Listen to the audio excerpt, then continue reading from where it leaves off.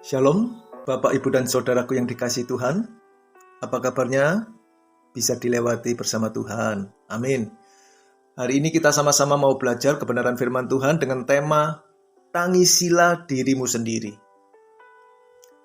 Seringkali orang sedih dan menangis karena masalah dan permasalahan di dalam kehidupannya, atau karena kehilangan orang-orang yang dikasihinya. Orang bisa sedih dan menangis ketika kehilangan orang yang dihormatinya, ketika kehilangan orang yang berjasa dalam hidupnya, atau kehilangan orang yang dicintainya.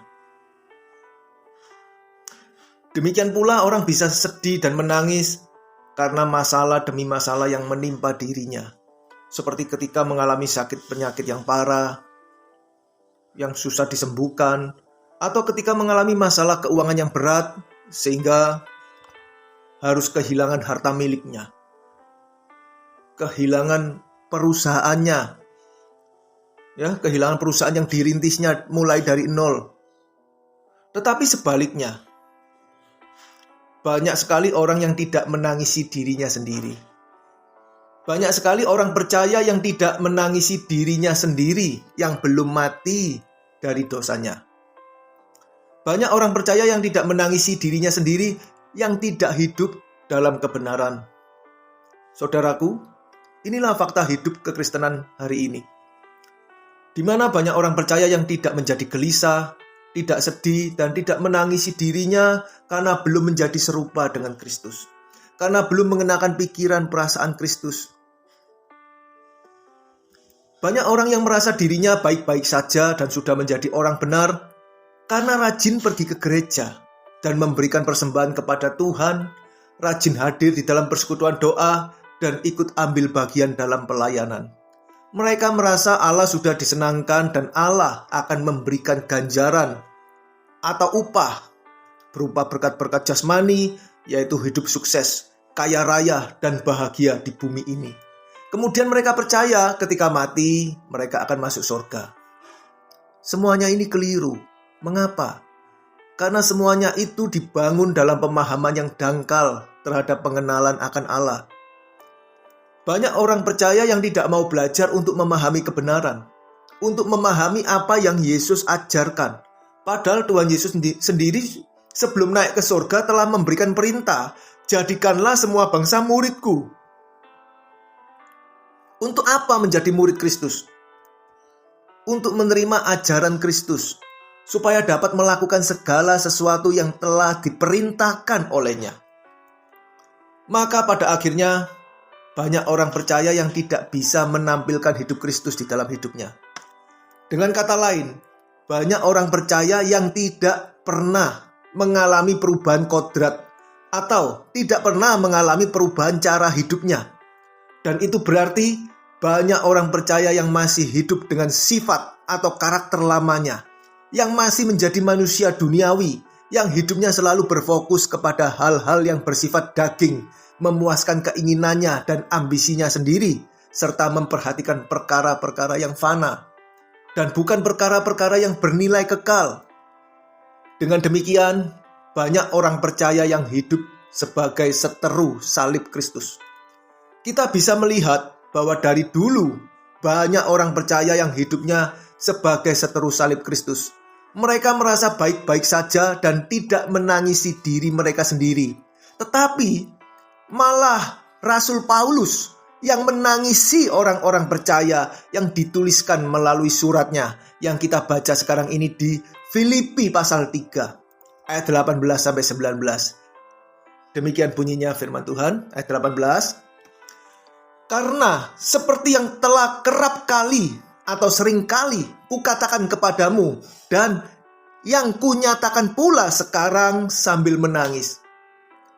Banyak orang yang hidup sebagai seteru salib Kristus.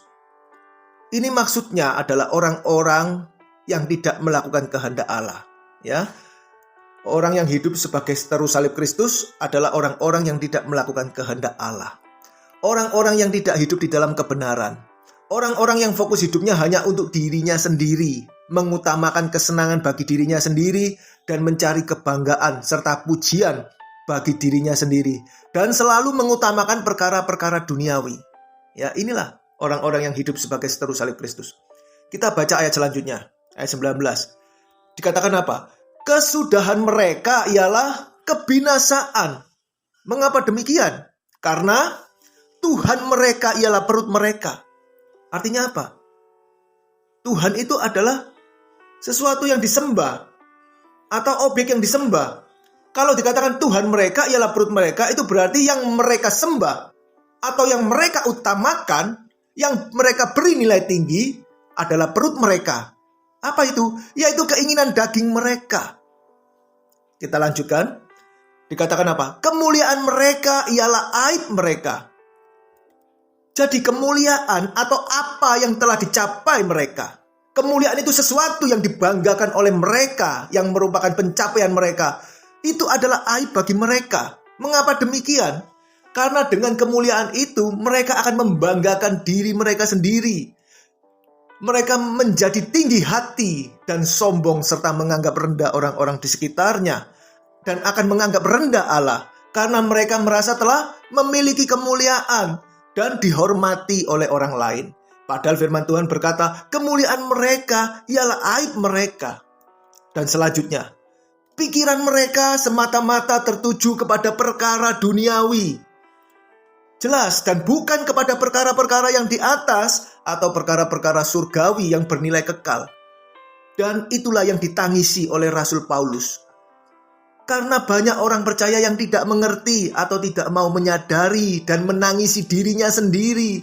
Menangisi keadaan dirinya sendiri. Karena mereka hidup di dalam dosa dan menjadi seteru salib Kristus. Yang berarti kesudahan mereka ialah kebinasaan. Banyak orang yang tidak mau belajar sungguh-sungguh untuk mengenal Allah. Dan tidak mau hidup seturut kehendaknya. Sehingga banyak orang yang tidak mengalami pertobatan yang benar. Dan banyak yang masih hidup di dalam dosanya.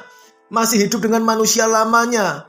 Tuhan Yesus sendiri berkata di Matius pasal 9 ayat 12-13. Demikian firman Tuhan ayat 12. Yesus mendengarnya dan berkata, bukan orang sehat yang memerlukan tabib, tetapi orang sakit. 13. Jadi pergilah, pelajarilah arti firman ini. Yang ku kehendaki ialah belas kasihan dan bukan persembahan. Karena aku datang bukan untuk memanggil orang benar, melainkan orang berdosa. Saudaraku, jelas sekali bukan? Tuhan tidak menghendaki segala persembahan kita. Tetapi yang dikehendaki Tuhan adalah belas kasihan. Yaitu apakah setiap kita ini memiliki hati yang mengasihi Tuhan dan mau melakukan kehendaknya. Dengan cara bagaimana? Yaitu dengan menyadari dan menangisi keadaan kita yang masih berdosa ini loh.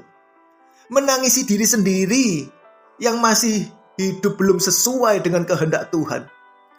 Menangisi diri sendiri yang masih hidup dengan karakter lama kita. Yang masih suka marah, iri hati, tidak sabaran, tidak mau mengampuni, pelit, tidak bisa menguasai diri sendiri, masih cabul, mencari kepentingan diri sendiri, dan tidak memiliki belas kasihan kepada orang lain.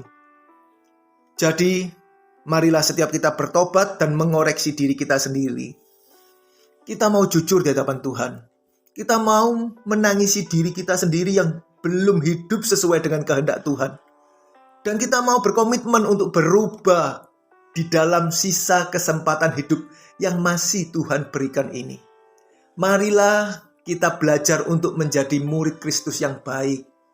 Yang mau sungguh-sungguh memahami apa yang Kristus ajarkan dan mencontoh, meneladani apa yang telah Kristus teladankan lewat kehidupannya sebagai manusia seutuhnya, yang selalu taat melakukan kehendak Bapa sampai akhir hidupnya, sampai mati di kayu salibnya. Saudaraku yang dikasihi Tuhan, ketika Yesus Kristus memikul salibnya dan berjalan melewati Via Dolorosa, banyak orang yang mengikuti Yesus. Di antaranya banyak perempuan yang menangis dan meratapinya. Tetapi apa yang Yesus katakan? Mari kita cermati perkataannya di Lukas pasal 23 ayat 27-28. Yang berbunyi ayat 27, sejumlah besar orang mengikuti dia. Di antaranya banyak perempuan yang menangisi dan meratapi dia. Ya, kita mau lihat nih, mau dengar nih, kepada sejumlah orang besar yang mengikuti dia, apa yang dikatakannya. Ayat 28. Yesus berpaling kepada mereka dan berkata, "Hai putri-putri Yerusalem, janganlah kamu menangisi aku, melainkan tangisilah dirimu sendiri dan anak-anakmu." Saudaraku, ternyata Yesus berpaling kepada mereka, orang-orang yang mengikuti Dia, dan berkata, "Janganlah kamu menangisi aku, melainkan tangisilah dirimu sendiri dan anak-anakmu." Apa maksud perkataan Yesus ini? Ada dua kebenaran yang harus kita pahami, saudaraku. Yang pertama, maksud perkataan Yesus adalah menangisi diri sendiri karena menolak Kristus. Ketika Yesus berkata, "Hai putri-putri Yerusalem," itu yang dimaksud adalah penduduk Yerusalem atau orang-orang Yerusalem yang menolak Yesus. Mereka menolak Yesus dan meminta supaya Yesus disalibkan dengan berkata, "Biarlah darahnya ditanggungkan atas kami dan atas anak-anak kami. Salibkan dia." Mari kita baca ayatnya dahulu di Matius 27 ayat 24-25. Demikian bunyinya. Ayat 24. Ketika Pilatus melihat bahwa segala usaha akan sia-sia. Ya, karena Pilatus ini mau berusaha membebaskan Yesus dari hukuman atau dari salib. Makanya Pilatus berusaha. Tetapi ketika dilihat segala usahanya akan sia-sia dan kemudian dilanjutkan, malah sudah mulai timbul kekacauan. Maka ia atau Pilatus mengambil air dan membasuh tangannya di hadapan orang banyak dan berkata, "Aku tidak bersalah terhadap darah orang ini. Itu urusan kamu sendiri." Apa jawab mereka? Ayat 25. Dan seluruh rakyat itu menjawab, atau orang-orang yang hadir di situ, orang-orang Yerusalem yang menolak Yesus menjawab demikian, "Biarlah darahnya ditanggungkan atas kami dan atas anak-anak kami." Karena itu Yesus berkata kepada mereka, kepada orang-orang Yerusalem yang menolak Dia, "Hai putri-putri Yerusalem, hai orang-orang Yerusalem, janganlah kamu menangisi aku, melainkan tangisilah dirimu sendiri dan anak-anakmu." Mengapa demikian? Itu karena kamu telah menolak aku, menolak ajaran kebenaran, menolak Injil yang diberitakan oleh Yesus, dan telah berkata, "Biarlah darahnya ditanggungkan atas kami dan atas anak-anak kami." Saudaraku, karena itulah sekitar 36 tahun kemudian, di tahun 70 Masehi, Yerusalem dan Bait Allah di Yerusalem dihancurkan, dirobohkan oleh Jenderal Titus. Orang-orang yang menolak Yesus, menolak ajarannya, menolak karya keselamatan Kristus menjadi binasa. Bukan saja di dunia ini, melainkan nanti di kekekalan. Orang-orang yang menolak Yesus akan menangisi dirinya sendiri di kekekalan dengan ratap tangis dan kertakan gigi, tanda penyesalan yang teramat sangat, tetapi sudah terlambat. Karena itu, saudaraku yang terkasih, jika kita tidak menolak Kristus, berarti kita harus sungguh-sungguh untuk menerima ajarannya. Sungguh-sungguh untuk menerima karya keselamatannya. Dengan cara bagaimana? Dengan cara menghidupi hidupnya di dalam hidup setiap kita. Amin, amin ya.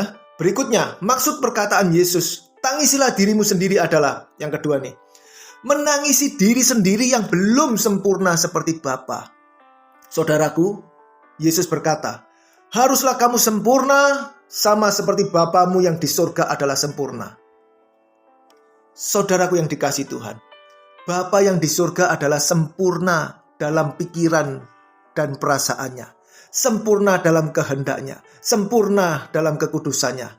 Nah, karena Allah Bapa di surga sempurna dalam pikiran dan perasaannya, untuk itulah fokus hidup setiap kita orang percaya adalah belajar memahami dan mengenakan pikiran perasaan Bapa di dalam hidup kita. Dan kita mau hidup untuk melakukan kehendaknya.